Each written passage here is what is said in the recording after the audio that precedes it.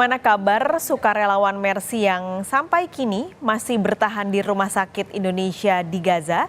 Siang ini kami sudah terhubung dengan Edi Wahyudi, ayah dari salah satu sukarelawan Mercy di Gaza, Fikri Rofiul Haq. Pak Edi, selamat siang. Assalamualaikum. Selamat siang dari saya kepada pemirsa Kompas TV. Pak Edi, terima kasih banyak sudah mau berbagi waktu dengan kami berbincang. Mungkin pertanyaan pertama, Pak Edi terakhir berkontak dengan Fikri dan juga dua teman-temannya di Mercy, kapan, Pak? Kami melakukan kontak terakhir dengan para relawan Rumah Sakit Indonesia di jalur Gaza itu pada jam 5 pagi waktu Indonesia bagian Barat, hari Jumat yang lalu. Oke, pekan lalu berarti terakhir mengontak itu telepon, Pak, atau via pesan? Kita melalui pesan. Biasanya kita mencari data-data up to date tentang berapa jumlah korban yang dilarikan ke Rumah Sakit Indonesia di jalur Gaza Palestina. Pak Edi sempat bertanyakah bagaimana kondisi Fikri dan juga dua teman-temannya? Ya, kami juga menanyakan kondisi 3 relawan Indonesia yang ada di jalur Gaza Palestina, yaitu Saudara Fikri Rofiul Haq, kemudian Farid Ganjabil, dan Saudara Reza Aldila. Dan alhamdulillah mereka dalam kondisi yang baik pada saat itu. Oke, ini berarti sudah sekitar 3-4 hari tidak ada kontak. Berusahakah, Pak, atau berupaya untuk mengontak mereka, memang tidak ada atau tidak bisa mengontak mereka? Ya, kita di sini gabungan ya antara seluruh petugas yang relawan Mercy, terus memantau keberadaan atau kondisi terakhir dari para relawan. Kami terus berusaha dengan mengontak dan mencari jalur lain.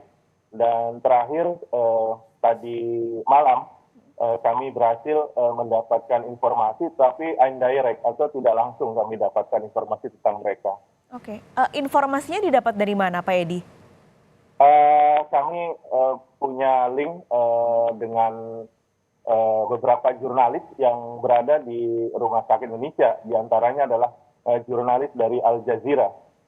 Oke, berarti kabar dari 3 relawan tersebut didapat dari jurnalis Al Jazeera. Kalau ketika kontak di hari Jumat itu, apakah Fikri dan juga teman-temannya sempat cerita menggambarkan bagaimana kondisi di Gaza terakhir waktu hari Jumat kemarin, Pak?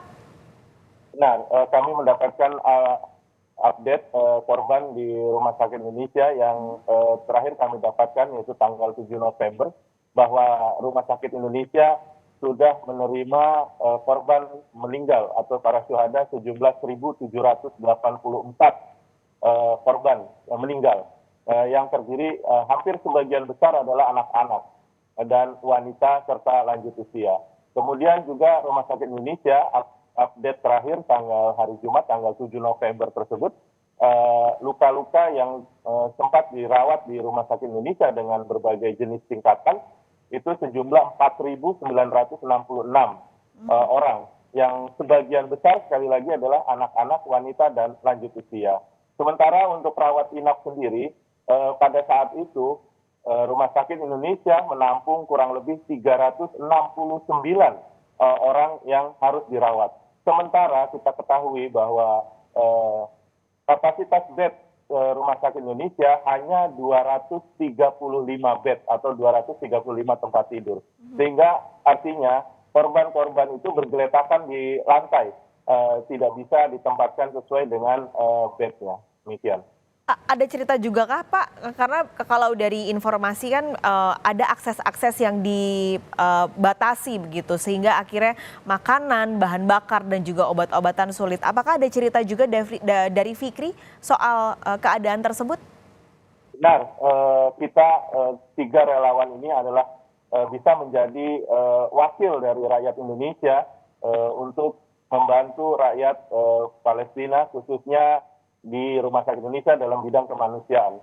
Dan memang sejak tanggal 7 Oktober terjadinya perang, para relawan itu berusaha juga untuk membackup kekurangan obat-obatan, sehingga kami menyalurkan bantuan dari rakyat Indonesia mencari beberapa titik supplier yang memang mereka masih tersisa obat-obatan.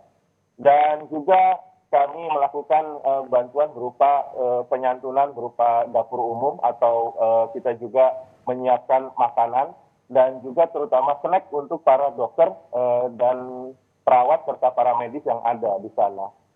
Kita menyetop dengan makan siang, dan terakhir kami juga mensuplai makanan-makanan tambahan, yaitu berupa kurma, karena memang kurma ini bisa mempunyai daya tahan yang lama dan juga mempunyai khasiat di bidang energinya, terutama para petugas medis yang ada di Rumah Sakit Indonesia. Sementara kekurangan yaitu bahan bakar ini kita belum bisa mendapatkan secara optimal, karena memang bahan bakar di SPBU di Gaza pada umumnya itu sudah kosong, sudah tutup, dan kita berharap adanya pembukaan blokade Gaza sehingga bahan bakar bisa masuk, karena walaupun Rumah Sakit Indonesia memiliki 3 kapasitas generator yang cukup besar, yaitu 500 kVA, kemudian 700 kVA dan 600 kVA, tetapi itu tidak berfungsi secara baik. Dan waktu beberapa hari yang lalu masih bisa 1 generator yang tersisa. Dan itu pun kami mempunyai inovasi, yaitu kami mencari minyak goreng, ya, minyak goreng yang ada di stok-stok di supermarket untuk bisa kita gunakan untuk menghidupkan generator, walaupun mungkin hasil dari energi yang dihasilkan dibanding dengan menggunakan solar mungkin akan berbeda. Dan kekurangan listrik juga kita ada dari solar cell yang ada di atap Rumah Sakit Indonesia. Tetapi sekali lagi, semua itu yang dilakukan sangat tidak memadai untuk proses operasi itu sendiri. Sehingga kami dapatkan bahwa operasi yang dilakukan itu menggunakan senter dari HP. Karena gelap, jadi kita nggak menggunakan lampu, tapi senternya atau penerangannya menggunakan penerangan dari HP. Dan yang sangat mirip, ya. Kondisinya cukup sulit ya Pak di sana. Sudah dari 2020 Fikri juga berada di Gaza. Sempat cerita nggak Pak Fikri, kenapa akhirnya Fikri memilih untuk tetap bertahan di Gaza, sementara teman-teman lain atau sukarelawan lain sempat akhirnya sudah bisa dievakuasi dari sana?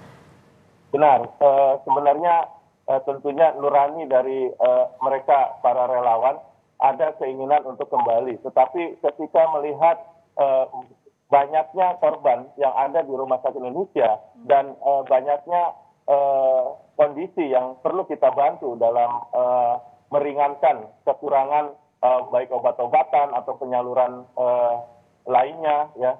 Nah, ini maka mereka tergugah hati nuraninya untuk untuk stay di sana. Demikian. Pak Edi, terakhir ini kan Pak Edi juga sebelumnya sempat menjadi sukarelawan ya Pak di Mercy, bahkan ditempatkan juga di Gaza. Bahkan dari 2011 sampai 2021 Pak Edi berada di sana. Apa ketika Fikri akhirnya memilih untuk menjadi sukarelawan, pesan apa atau mungkin modal yang diberikan Pak Edi, semangat untuk Fikri, apa yang disampaikan Pak Edi untuk Fikri, Pak? Iya, sebenarnya keberangkatan Fikri itu sendiri kan ketika kami masih berada di Gaza. Jadi keberangkatan dia bukan atas perintah dari orang tuanya, tapi memang ada keinginan yang tulus dan ikhlas dari anak-anak tersebut untuk berangkat ke jalur Gaza Palestina. Sekaligus mereka juga menimba ilmu di Gaza Palestina, berupa mereka kuliah di universitas untuk mengambil fakultas pendidikan, demikian. Jadi sekali lagi gerakan hati mereka dalam sungguhan untuk masuk ke dalam bidang kemanusiaan memang tumbuh dan berkembang dari diri mereka masing-masing. Ya. Baik. Terima kasih sekali lagi Pak Edi sudah berbagi cerita ini kepada kami di Kompas Siang. Kami titip salam juga untuk Pak Edi dan juga keluarga. Semoga Fikri dan juga teman-temannya tentunya selalu dalam keadaan baik dan sehat di Gaza. Pak Edi sekali lagi terima kasih. Sehat selalu Pak Edi.